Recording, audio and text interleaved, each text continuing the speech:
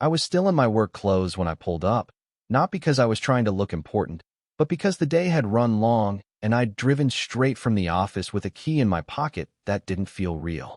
A key to my Aunt Marlene's house. The one place I'd always thought would be there, waiting, even if everything else in my life changed. I rolled to a stop in front of the driveway and just sat for a second, staring at the porch light, the old wind chime, the faded swing that creaked when the breeze hit it. Then a white SUV eased into view and parked dead center across the driveway, like it was doing it on purpose. Not half blocking it. Not, oops, I didn't notice, but perfectly placed so I couldn't get in if I tried.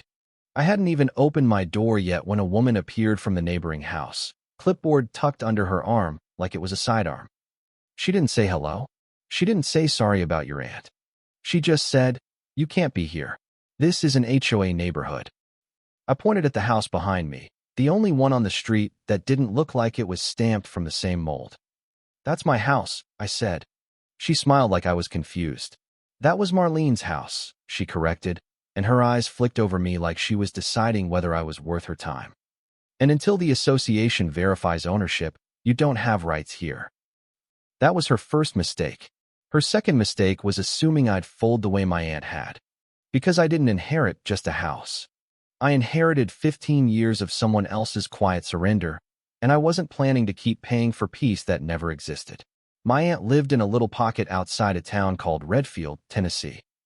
The neighborhood was called Briar Hollow, which sounded charming until you realized it was mostly beige rooftops, identical mailboxes, and grass cut so evenly it looked fake. The only exception was my aunt's place. Built in the 1950s, real wood siding, wraparound porch, yard full of stubborn flowers that came back every spring no matter how hard the HOA tried to pretend they didn't belong. I used to spend summers there as a kid when my parents were busy falling apart, and Aunt Marlene would hand me sweet tea and say, "You're safe here, baby. Whatever else happens, you're safe here." So standing in front of that house without her felt like the world had pulled a chair out from under me. And this woman with the clipboard was acting like she owned the sidewalk. "Is that your SUV?" I asked, nodding toward the white vehicle blocking me. She tilted her chin. "Yes. Temporary. It's blocking my driveway," I said. She didn't even look sorry. She lifted her clipboard like she was about to read me my rights. "I'm Dana Wilcox, president of the Briar Hollow Homeowners Association. Before you start moving things into the property, I need you to understand we have community standards." Then she started listing them like bullets.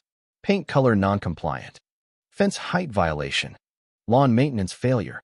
"The yard is going to need immediate attention," she said, eyes scanning the weeds like they offended her. My throat tightened. "My aunt died 2 weeks ago," I said. Dana nodded like she understood, but her face stayed hard. "Standards are standards," she replied. "One neglected home affects values." That was the moment I realized grief didn't register with her as human. It registered as inconvenience. I asked her again, calm, polite, "Please move your SUV." She smiled, ice cold. "When I'm ready," she said, and walked away without another word. I stood there for a second, feeling my jaw clench. Then I parked on the street and went inside. The house smelled like lavender and old paperbacks, like the last time I'd been there for Thanksgiving. Her crochet blanket was still draped over the armchair. Her mug was still in the sink. I didn't even make it to the living room before I felt that ache hit me, the one that says, "She's really gone." I went to her bedroom, opened the closet, and found a cardboard file box tucked behind winter coats. It was packed with envelopes, all stamped with the HOA logo. Violation notices. Dozens of them. Going back years. Some were petty, like mailbox style and unapproved holiday decorations.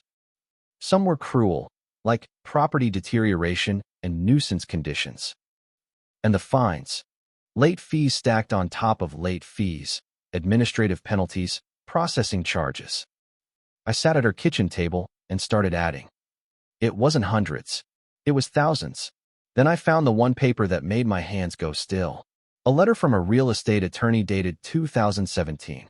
Simple, direct language.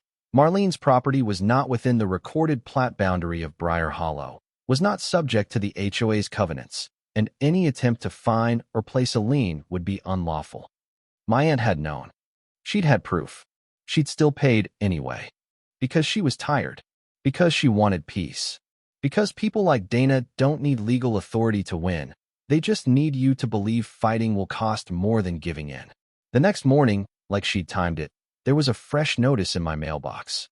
Bold red title, violation. Unregistered vehicle parked on property without association approval. Fine, $200. Due in 10 days. Threat, lien action. I stared at my truck, sitting in my own driveway like it had committed a crime by existing. And I laughed, one sharp breath, because the audacity was almost impressive. I walked next door with the notice in my hand. Dana opened the door wearing the same cardigan like she had a uniform for this. She didn't look surprised. You received it, she said. Good. I held it up. This property isn't part of your HOA. I have documentation. Her smile thinned. You live here. You benefit from our standards, she said. You follow the rules. This is a fraudulent demand for money, I told her. She leaned in, voice low, sweet like poison. I know people at the county office, she whispered. I know the board. I know who matters. People who fight me end up exhausted, broke, and gone. Your aunt tried once. Didn't change a thing. Then she sat back like she'd delivered a prophecy. You'll learn. I walked away without raising my voice. Back in the kitchen, I tore the notice in half and dropped it in the trash. Then I did what my aunt never had the energy to do. I started building a case. I drove to the Redfield County Clerk's office and asked for the original deed, the subdivision plat map, and the HOA incorporation documents.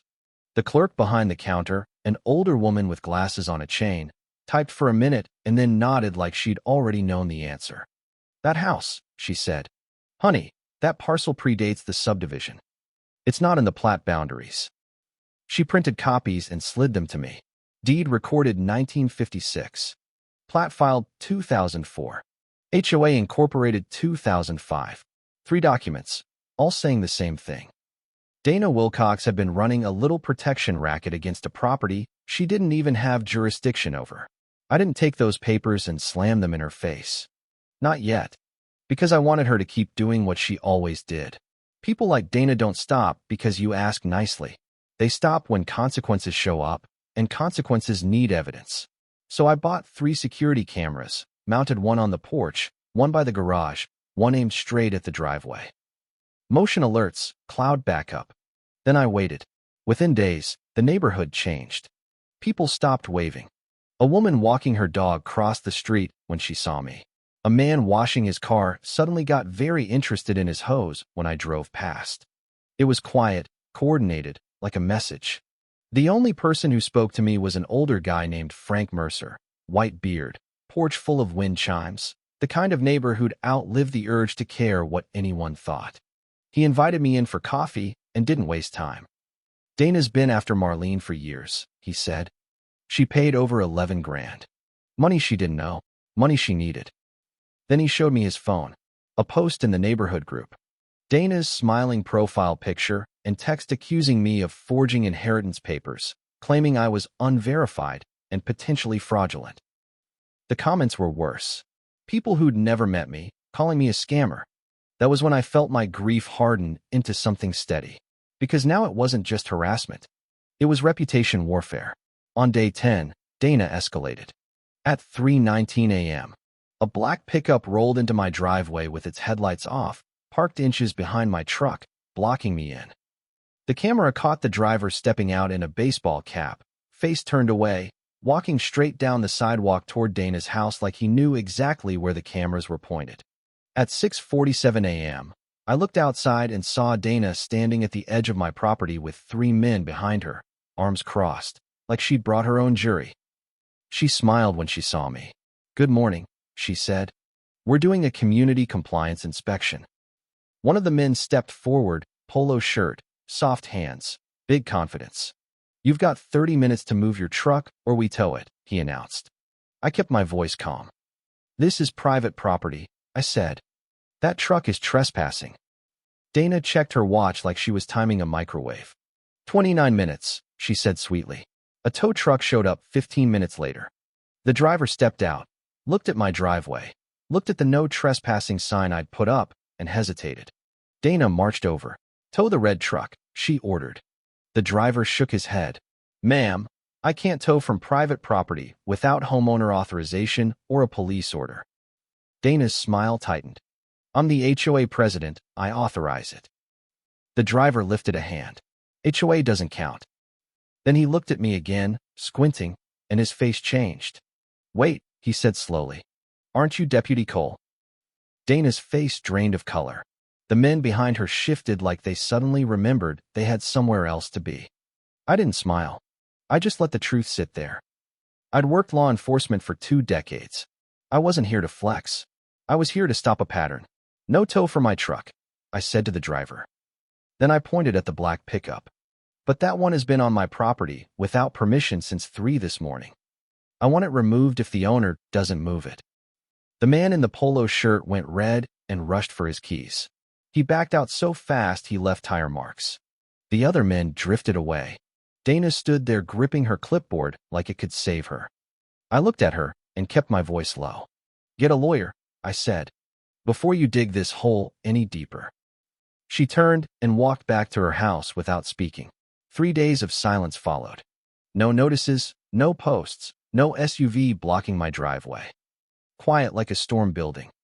On day 14, I heard voices outside and saw a crowd gathering at the edge of my property, 15, maybe 20 neighbors, Dana in the center like a preacher with a congregation. Her SUV was back across my driveway, shining in the morning sun. She wanted an audience. "We voted," she announced, waving her clipboard. "If you don't bring your property into compliance, we'll file legal action and place a lien for outstanding fines. $14,600. The crowd murmured, uncertain, but nobody challenged her. That part hit me harder than her threat. Not her bluff. The fact that people were willing to stand behind it because it was easier than thinking.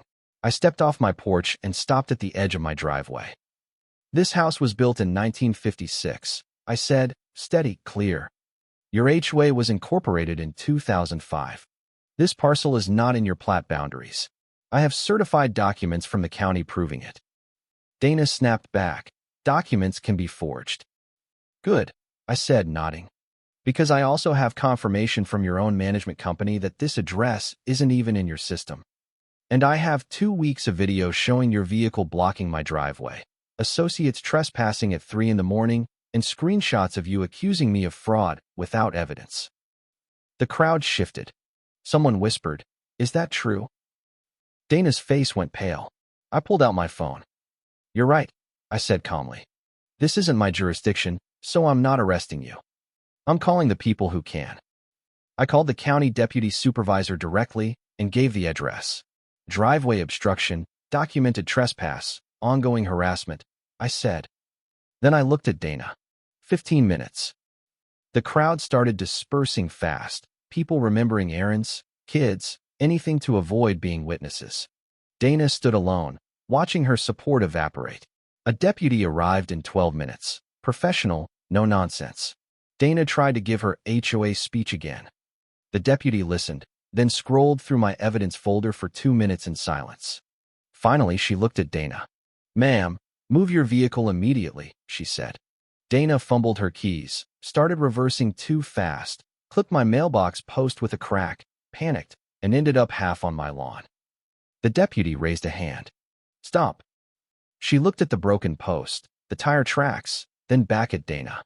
"You just damaged personal property after being warned. I'm calling a tow." Dana's eyes filled with tears, real ones, because at that point her clipboard had finally stopped working. When the tow truck pulled her SUV away, I didn't feel triumphant. I felt tired, like I'd been carrying my aunt's exhaustion on my shoulders and finally set it down. A few months later, Dana took a plea deal on harassment and fraud-related charges tied to the pattern, plus restitution, plus a no-contact order.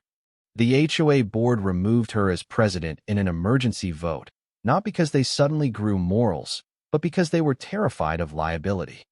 And one day, an envelope showed up in my mailbox with no return address. Inside was floral stationery and 2 shaky words. "I'm sorry." No signature, no accountability. I placed it on top of my aunt's stack of violation notices in the file box and closed the lid. "Now here's what I want to ask you. Because this is the part people argue about. Dana was the bully, sure. But she didn't do it alone. She did it with a neighborhood full of people who stayed quiet until the second it became inconvenient. So tell me this. When someone abuses power, even fake power, who's more responsible? The bully or the crowd that claps until consequences arrive? Drop your take in the comments. And if you've ever dealt with an HOA tyrant, tell your story too. Hit like if you've ever been underestimated. Subscribe if you want more real lifestyle stories where the underdog finally pushes back. And don't forget, sometimes justice isn't loud. Sometimes it's a paper trail, a camera, and one person refusing to be exhausted anymore.